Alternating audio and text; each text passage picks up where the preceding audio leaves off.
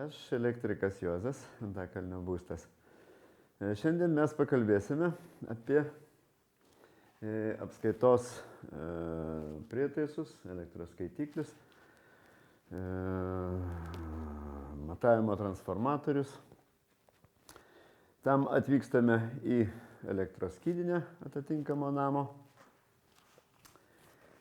Atsidarome apskaitos spintą.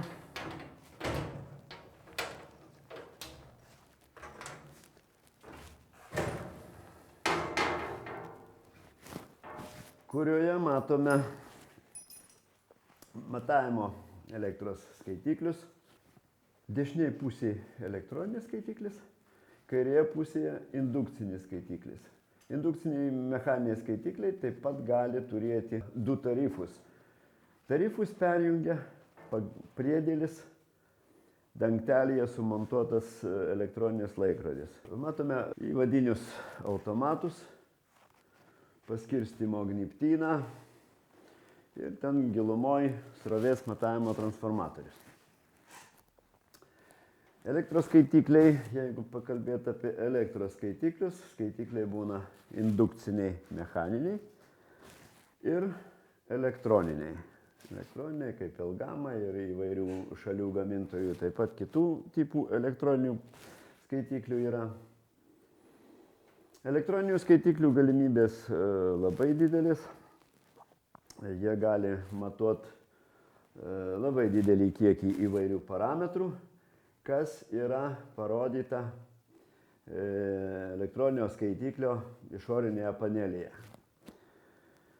Visus šitos parametrus programuoja ir parametruoja Lesto inspektorius.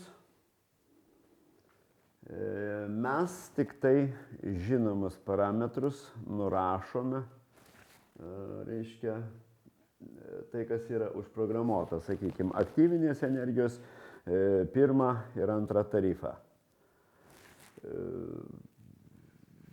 Komerciniuose objektuose arba kitose objektuose, kur yra daug visokių elektros variklių, šaldymo mašinų, didelis apšvietimo parkas su indukciniais paleidimo mechanizmais. Ten nurašoma žymiai daugiau parametrų. Tai yra ir reaktyvinė, ir talpuminė energija. Gali būti paskirstyta netgi laikas, tai yra paros bėgyje 4 pozicijos. Čia viskas priklauso, kokia yra elektros tiekėjo sutartis su vartotoju. Elgamos skaitiklyje yra programavimo indikatorius, per kurį inspektorius su kompiuteriu ir žibintuvėliu suprogramuoja mums reikiamus tarifus.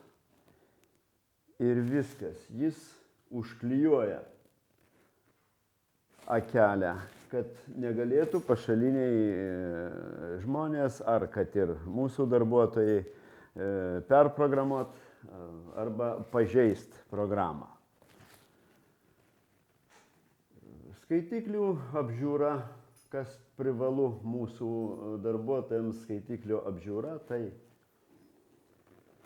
patikimos ir tvarkingos plombos, elektros skydo plombos, kad nebūtų pažeistos, kadangi jis yra plombuojamas, kad nebūtų pašalinių pasijungimų, galimybės pašaliniams pasijungimams. Ir parametrų rodmenų indikacija, kurioje mes matome, ką mums reikia nurašyti. Nurašoma parametras tik tai aktyvinės energijos. V suminė, W suminė, T2 ir T4 pozicijas. Kadangi elektroniniai skaitikliai tiesioginio jungimo jų nedaug yra, praktiškai nėra, jie visi yra 5 amperiniai, tai reiškia, kad tam turi būti naudojami srovės matavimo transformatoriai. Kiekvienas srovės matavimo transformatorius turi savo transformacijos koeficientą,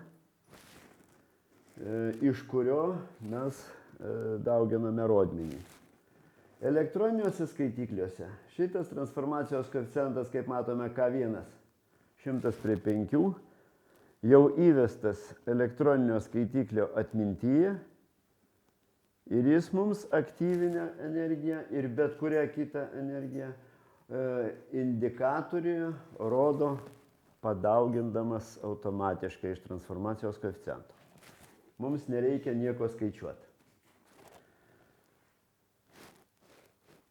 Srovės matavimo transformatorių būna, viskas priklauso nuo, išeinančios srovės, tai yra nuo galios srovės apkrovimo. Matavimo transformatoriai gali būti nuo 10 iki 3000 amperų, o antrinė amfija 5 amperų. Tai iš šito išeina transformacijos koeficientai skaičiuojami, sakykime, 100/5, tai yra 5 amperai antrinėje ir 100 amperų pirminėje, tai yra transformacijos koeficientas 20. Jeigu paimsime 3000 amperų ir padalinsime iš 5, atitinkamai bus didelis transformacijos koeficientas, iš kurio turėsime daugyti rodmenį. Srovės transformatoriai statomi ne tik su elektroniniais skaitikliais, jis gali būti statomas ir su indukciniais 5 amperiniais skaitikliais. Bet ten jau nėra galimybės automatinio transformacijos koeficiento įvedimo. Turime pasiskaičiuoti patys, pažiūrėję į skaitiklio rodmenį ir dauginam iš transformacijos koeficiento. Tai turbūt, čia yra, parkingo apšvietimo pagrindinis įvadinis automatas 80 amperų ir parkingo apšvietimo elektroninis ilgamų skaitiklis. Kitas yra laiptinės apšvietimo automatas. Čia, kaip matome, viso labo C10, 10 amperų ir jo indukcinis mechaninis skaitiklis. Tai turbūt mūsų aptarnaujančiam personalui pakaktų tiek žinoti apie apskaitos skydo ir skaitiklių, rodmenų nurašymą, kuo mes ir baigiame uždarydami spintą. Spintos turi būti pastoviai užrakintos.